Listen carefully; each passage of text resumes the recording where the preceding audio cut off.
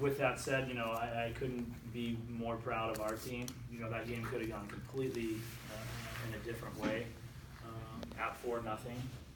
We had been there before, but to be on this stage and to fight back, to get ahead, to have a couple opportunities to win the game, I couldn't ask for more. You know, sometimes it goes, sometimes it doesn't. You know, obviously our 6-on-5 wasn't the best today, but it doesn't matter. At the end of the day, we still had our chances, and I couldn't be more proud.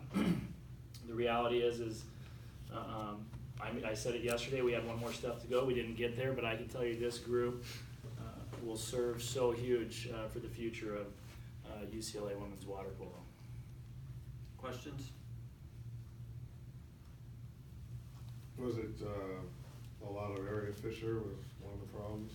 5 goals? I mean, yeah, I mean, the reality is, you know, she's one of the best centers in the world, and we know our defenders, they have a tough task, and the reality is you know, players like that, they don't come by too often, and a presence like that in the middle of the pool makes it tough on our defense, you know, where they're going to have their chances. And, you know, the thing with her, though, is she doesn't need a lot of time or a lot of room to make something happen, and she got us a couple times a day for sure.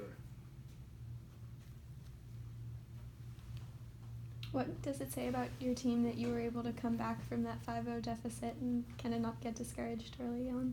Well, you know, we were at the quarter break.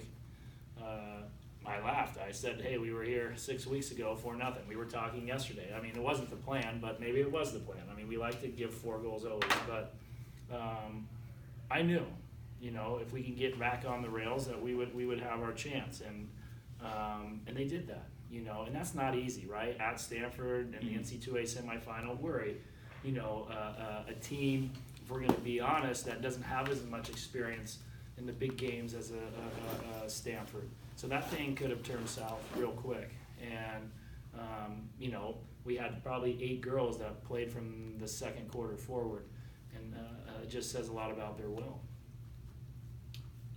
You get down 5-0, and the shift is, I mean, I think you held them scoreless for almost 17 minutes. Their next goal, I think it was in the 4th period. I mean, yeah, we went up. We were up at one point, right? 6-5. Yes. I mean, so what was it? Did you adjust defense? You talked about will. I mean, you know, what are the things? Is again, you knew that if your team was fully invested, you could come back, and you did. Right. Well, I mean, we did adjust defense. You know, the reality too is our attack got better.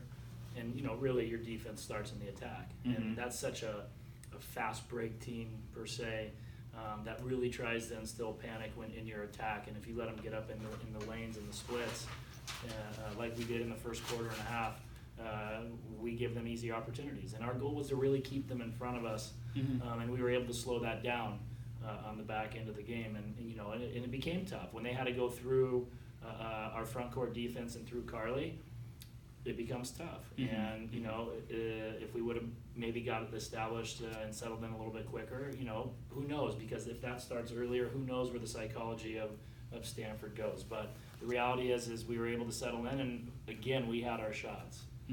And just on that, because I think you had 37 seconds left in the 4th period, you probably saw the end of the last game where Cal has a pretty strong comeback. They're tied, and it gets to overtime, and then, what were you thinking? What was your plan? Your hope, obviously, is to score, but with 30 seconds, you control the game at that point. That's right. And, you know, the plan was, well, we were supposed to get a shot off, you know, and, you know, you got to give them credit. They were pressing us hard, and we got out of balance. You know, we had we had a couple options going with Bronte going ball side and Musselman coming up the middle. To at least, you know, are we going to catch a quick ball side with Bronte? Are we going to get Maddie on the 5-meter foul line? If not, we use the whole time, we'll get into 4-2, and we'll play down to the last few seconds. And you got to give them credit. They pushed us out of balance, and we weren't able to get a shot off. You know, it looked like Maddie was going to be able to work for the 5-meter foul line, and the girl stepped over, and we had to play the ball back out, and, you know, before you know it, the clock's up. Got it. And Grace, are you a 5th-year senior? Is that correct? So you've kind of seen. I mean, I was there 4 years ago was it 4 years ago when you lost to Stanford in the final? Or is it 3? I lose track of time. It was my freshman year, so yeah. Yeah. So, I mean, just talk about that you're now here, and obviously this is a very tough loss, but, you know, I mean, I don't wanna say you pulled a win out of a terrible, whatever, that's wrong, but, you know, being down 5-0, as Coach said, you know, it just feels like a whole different kind of response game, from some past circumstances. Right. I would say that the situation looks really similar, losing to Stanford, but I would say that in my 5 years, this is the team where I feel that there's the most trust, the most cohesion, Mm-hmm. where I feel like I'm really a part of a family on this team, and although the outcome looks similar, I think there was a very different feeling in this group, and I'm really proud to see that internal culture change over my time, Mm-hmm. to where I can walk away having been part of a group that was completely special in its own right. And sure, the outcome looks similar in those 2 years, first year and fifth year, but the feeling that I walk away with is very different, and I'm like very proud of where the program has gone and where it's going to continue to go, and to have been a part of it is a blessing. Rachel, you weren't here that time, but you've been here for 4 years, right? Yeah, So, I've been here for 4 years, and there's a lot of history that goes back with us in Stanford and that rivalry, and I think that what Grace said, like the culture's changing and we're headed in the right direction, and that we're making moves towards where we need to be in the future, and I'm confident that they are going to keep progressing that way. So. You feel like you had the speed edge on them, you won most of the sprints, I don't know what that means, but. Yeah, I mean, look, they're a fast team, right? They're fast. They play high risk, high reward, so a lot of times they're getting maybe a jump on us, right? And look, 11 is maybe one of the fastest in the counterattack in the country, probably for sure. But again, when you saw us settle in our attack in the second half, that counterattack and that us being on our heels for the first quarter and a half, scrambling in our front, it all kind of went away. So yeah, they're fast for sure. They're one of the faster teams in the country, but again, we were able to slow that down because of our attack. Coach, you're losing a good group of seniors this year. Obviously, you inherited them a couple years ago. What are you going to miss most about this group? Well, you know, I can tell you, you know, this is year 2, right? And from day one, I asked the group to understand that no one person is more important than the next. There's no hierarchy. There's no seniors and juniors and sophomores.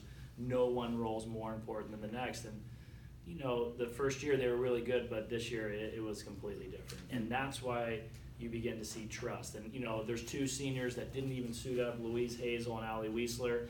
I mean, they served for our program moving forward. This senior class has completely changed our culture, for sure. And that takes a lot, right? When a coaching change happens and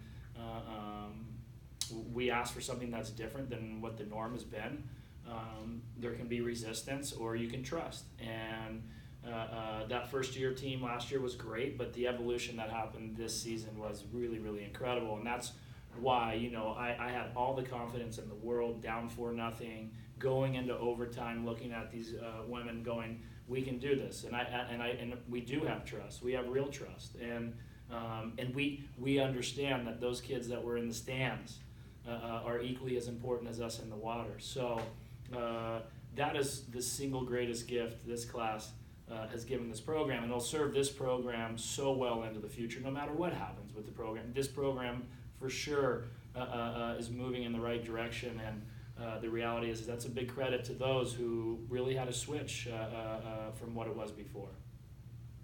So just for the athletes again, it just dawned on me. 1 year from now, if you could predict 1 year, where's UCLA going to be? I mean, hopefully this time next year it'll be a different result and we'll come out on top of whatever match we're in. But I have a feeling that the group's moving in the right direction and they're going to keep progressing forward, and that they can only get better from here.